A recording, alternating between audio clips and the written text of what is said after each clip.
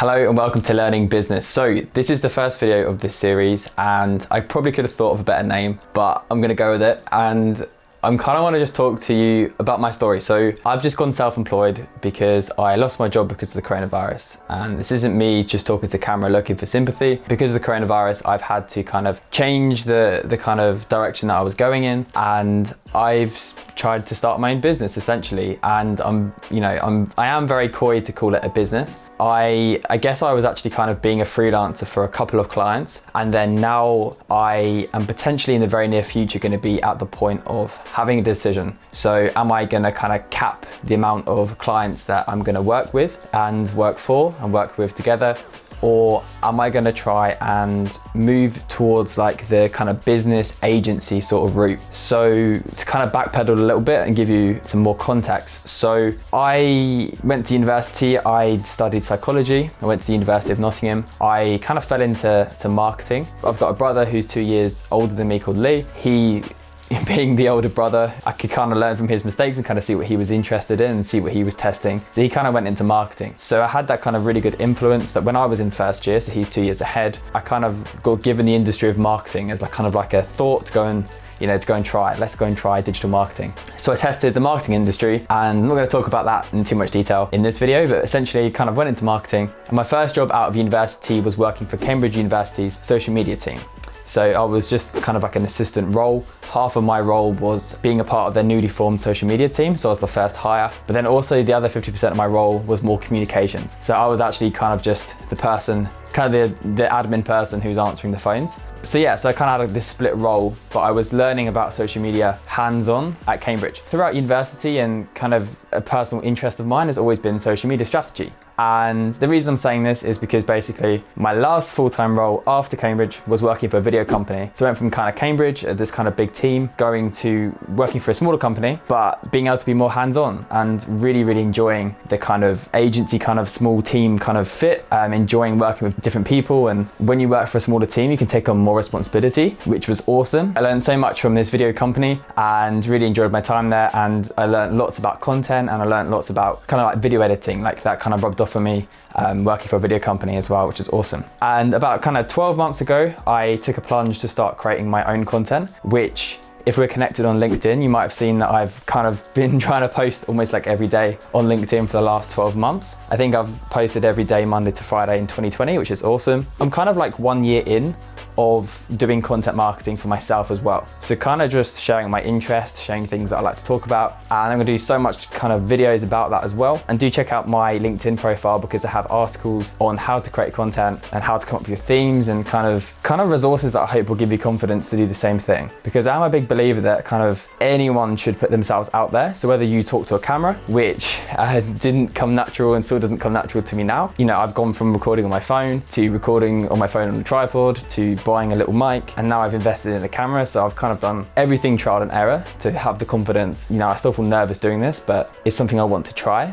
And I've also recently started a newsletter, which I just basically want to start writing. So, I haven't got a huge audience at all, but I am now carving out time to intentionally write something each week. And I'm learning from that. And, in 5 years' time, I can look back on something I wrote and, I might feel inspired by that. So yeah, like this kind of series is gonna be a lot about just encouraging you to create content and to put yourself out there. But because I was putting myself out there about 12 months ago, I was able to kind of start almost like a side hustle of content marketing. So essentially helping people to create content on LinkedIn and to kind of help them with their profile and to kind of go deep into the strategy side of things. Because essentially, because I was doing it myself, people were able to kind of see that I kind of half knew what I was doing. And yeah, so I got kind of hired. So I had my full-time marketing role, and then kind of in my evenings and my weekends, I was doing content marketing as a kind of side hustle and kind of learning so much. And I've had previous side hustles before, which I'm more than happy to kind of talk about in this series. If kind of a side hustle was of interest to you, how to start a side hustle, how to come up with what you could do a side hustle for. If that's of interest to you, let me know in the comments, because I've had previous side hustles before, and I think they're really just great to really fast track yourself and to learn and to get confidence of being getting clients outside of your full-time job. Because anything like this, I'm learning, like anything about entrepreneurship or having a business, it is really just learning as you go.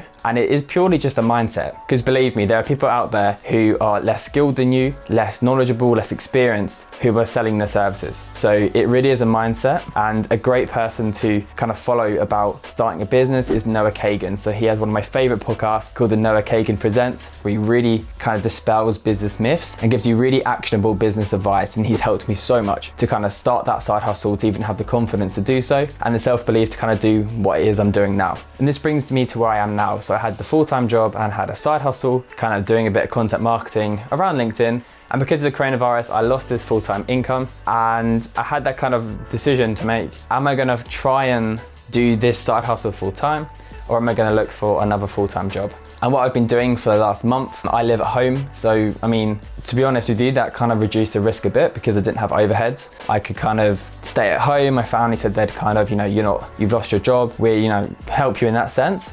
I think that's important to say because I want to kind of be honest in this video series that, if I was renting and I lost my job, potentially I'd feel a lot more stress. Potentially I'd feel more pressure financially to go and get a full-time job. But all these things kind of came together that I'd kind of been working on myself for 12 months, working my own content. I had that side hustle. And then, like trying to start a business or whatever, always felt like it was going to be this huge leap of faith. Like I'd go into work with my resignation letter. I don't even know if you have an actual physical letter that you hand to someone. I can't imagine it'd be so dramatic that I'd kind of go in and I'd be like, you want to sit down here, I'm going to leave, and then they'd cry.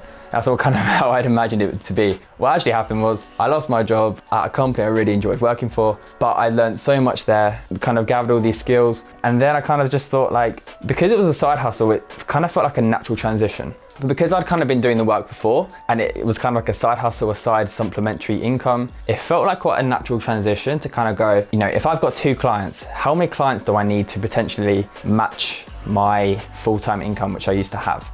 Because if I can do that, that will give me confidence that I can be self-employed, right? Because if you can cover your costs and you can eat, drink, and you can kind of have this base quality of life which you desire, and that's kind of what's happened. So it's been quite a smooth transition from a side hustle to a business, but like I said, there's so many factors involved, like I'm living at home, which is a huge factor to be honest. And yeah, throughout this series, I want to talk about the highs and lows because I've literally had to figure everything out. I didn't even know really how to invoice a client. I've done them before, but I just use a Google Docs template. I'm suddenly having to get clients on monthly retainers, which means, this is my main income now. So I need to make sure that people are paying me month per month. I had to figure out pricing, which is a huge headache and a real struggle, to be honest. I'm still figuring out pricing. I have had to turn down work, and that is definitely going to be a video because I didn't have this full-time income coming in, yet I was having conversations with people and I was kind of hearing some red flags. There's kind of chatting to people and they kind of wanted to hire me, but potentially couldn't pay the kind of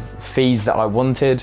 And they kind of seemed really picky and I was just really not sure. I had these 2 clients who were just such a joy to work with. And my goal was to kind of copy and paste those people. If I've got 2 of these people, I've proven that people are happy to pay for what I do. I didn't know who these people were before, so potentially there's 2 other people out there like that. And if I can just get, 4 or 5 of those, then I can potentially have a full-time income and I could be doing full-time something that I really enjoy. And I could potentially try and scale that, which is so exciting for me. So I know this has been quite a long-winded video, I didn't mean for it to be, but I wanted to give you guys context because I definitely don't have things figured out. I had always kind of imagined that I could potentially try and start something, but that was mainly because of the books and the podcasts and the people that I was trying to surround myself with. So I feel like I planted the seeds quite early on of what I'd like to do, but had no idea how it was going to happen. And then the coronavirus has happened and suddenly I'm trying to start something. I'm self-employed. I'm navigating this field. I have no idea what I'm doing, really. And yeah, it's interesting.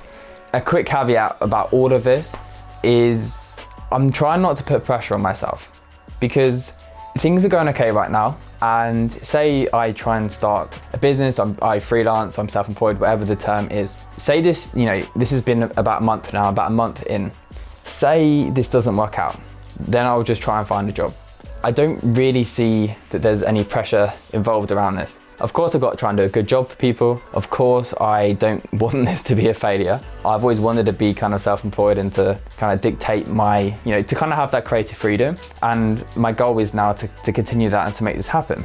But if things don't work out, then I'm back to where I was before, which was being unemployed. So, maybe that's why I feel quite lighthearted about this, and I'm not feeling too much pressure, and I'm sure I will at certain stages. But right now it's just excitement. It's just like, let's just see what I can do. Like, let's back myself. Like, this is something I've told myself that I've wanted. It's now happening. Let's just give it a go.